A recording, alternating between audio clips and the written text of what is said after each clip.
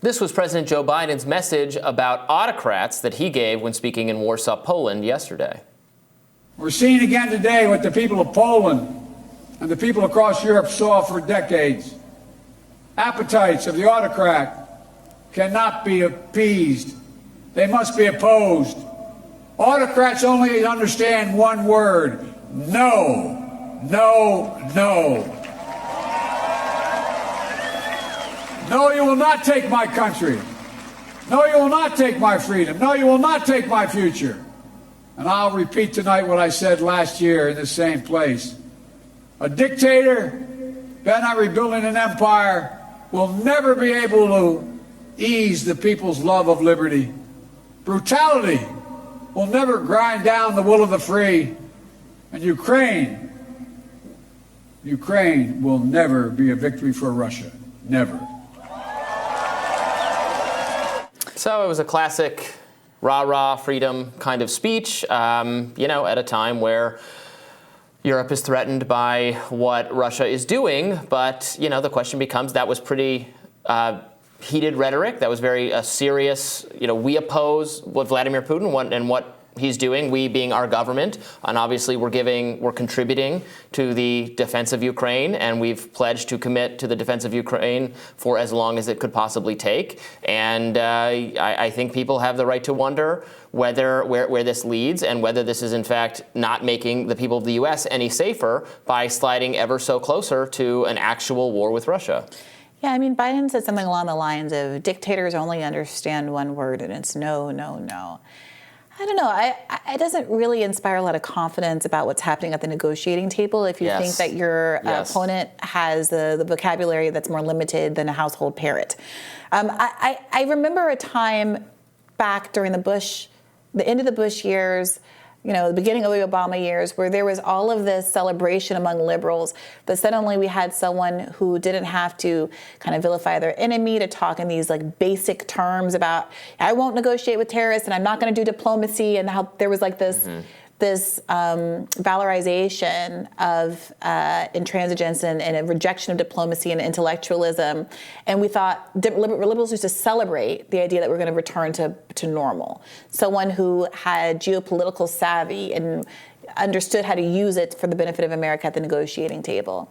And this kind of rhetoric that basically, it casts your enemy in an almost kind of animalistic light.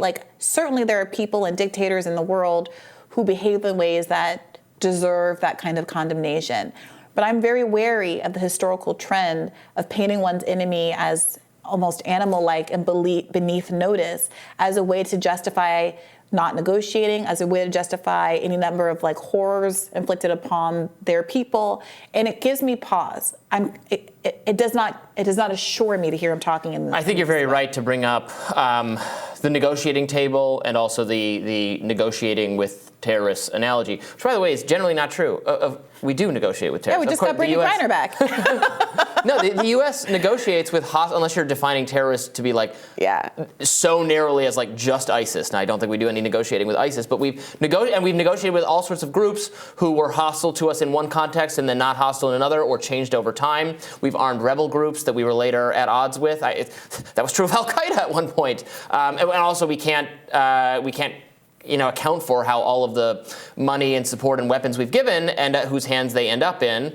I think we were negotiating somewhat in the pullout of Afghanistan, right? There's little negotiations, little trade-offs are characteristic of all government policy. It's how all humans act. No one actually follows through, and I will never negotiate with any one kind of standpoint. That's not how we all negotiate our petty little grievances and disputes all the time. So does Joe Biden actually think that, or is that just rhetoric? I'm not sure it's helpful either way. If he really thinks that no is the only word Vladimir Putin understands, then we're really in for a long haul here, aren't we? Hopefully, we at least believe that Vladimir Putin would understand the words, okay, how about an arrangement for an independent Donbas, or a vote from Donbas that might be Russian, depending on the vote, and a security agreement for the rest of Ukraine. We're hoping he understands those words. Let's find out. Let's ask him. Putin could probably say that in 3-4 different languages. Meanwhile, Biden's up there reading off of his teleprompter. Well, at MSNBC, Atlantic writer Tom Nichols had this to say about Republicans opposed to unlimited aid to Ukraine. Ron DeSantis and other Republicans don't want this next election, or really anything, to be about foreign policy. It's their Achilles heel. They don't know anything about it. They don't care. The base they have to deal with is actively hostile to any discussion of foreign policy. Partly, it is that anti-Zelensky, anti-Biden reflex, but partly because the Republicans have abandoned the internationalist, the kind of muscular internationalism that Reagan brought to the end of the Cold War, and adopted a kind of sour know-nothingism about foreign policy. And those are the primary voters. And this is, I think, why you're seeing the House being, the House members somewhat difficult, more difficult than the Senate members, because that's the very core of the GOP base. Those are the primary voters that they have to get past. And those voters don't want to hear anything about foreign policy or NATO or Ukraine or Zelensky, because they watch a lot of TV and they don't know much more else. I mean, his analysis of those voters is substantially correct, but his implication there is that that's a bad thing, which I disagree with completely. And I will also say I don't think foreign policy is necessarily the first item on most Americans' plate in general. They have a lot of other concerns. So I don't think the elections have not kind of hinged on foreign policy in a while. I mean, going back to the Bush years, really. And I don't think that's likely to change, and that's fine. So it might be true that foreign policy is not really what a DeSantis is talking about or a Trump talking about when they're running.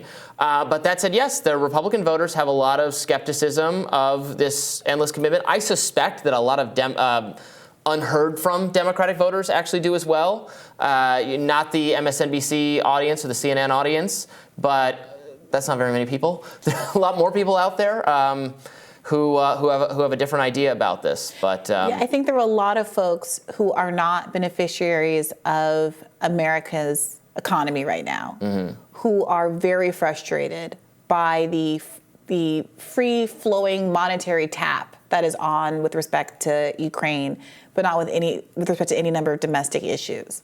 And I think particularly among communities that have been begging for support for a long time and been told there's not enough money, you're undeserving, et cetera, you might start to see even more of a shift than we started to see in the Trump years of those groups either toward the Republican Party or just abstaining from elections altogether. Because people have not forgotten that Joe Biden ran promising that if you get me Georgia, I'm going to get you $2,000 checks. I'm going to get you student debt cancellation. I'm going to get your George Floyd Justice and Policing Act. I'm going to undo Trump-era immigration policies. And none of that happened. None of it. At the same time that there was all this fetching and back and forth over Build Back Better, and we don't have the money for this, and we're going to slash the environmental programs, and we're going to slash this, that, and the other, and we're going to take what could have been what did Bernie say he wanted to be, like a $7 trillion bill down to $2.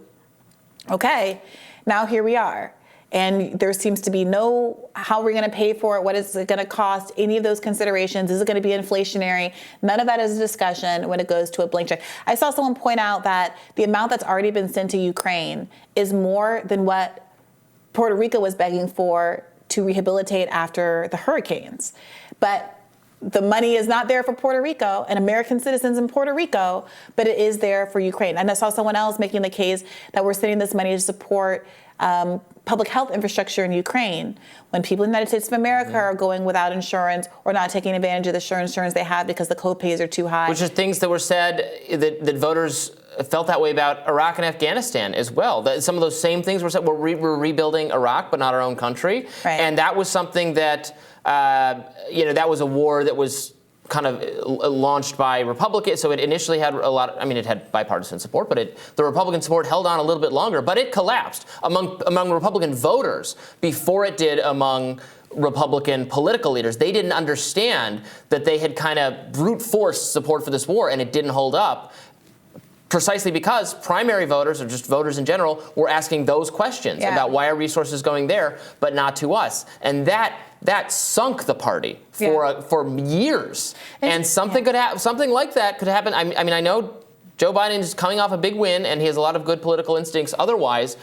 But got to be careful. Something like that could happen to the Democrats as well. It absolutely could. And to be clear, it's not a zero-sum game. I mean, what we are learning from this is that America can spend when it wants to spend, not that we have to take that military money and like spend it on these other things like there's one bolus. The U.S. economy doesn't work like a household economy. We have fiat currency, we can print money, and if you invest it in where, and not, you could, there are ways that it can be inflationary and ways that it can't be inflationary, but there are all of the sectors that are driving inflation: education, food, healthcare. These are places that people need help, and where we could be making investments that bring down the high costs, right? The whole inflation is prices going up. If we had an interest in bringing down inflation and focusing on those sectors, we could be using our resources to do that. We obviously have the resources. There obviously is no impediment. And we know that now more clearly than ever because we're witnessing what's happening in Ukraine. And if we're spending, if we believe, which maybe you don't, some people do,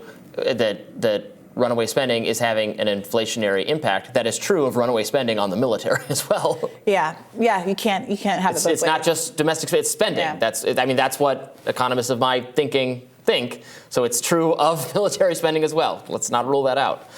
That does it for us for today, but tomorrow on Rising, we're already preparing a very special Thursday show for you. The whole team is hard at work.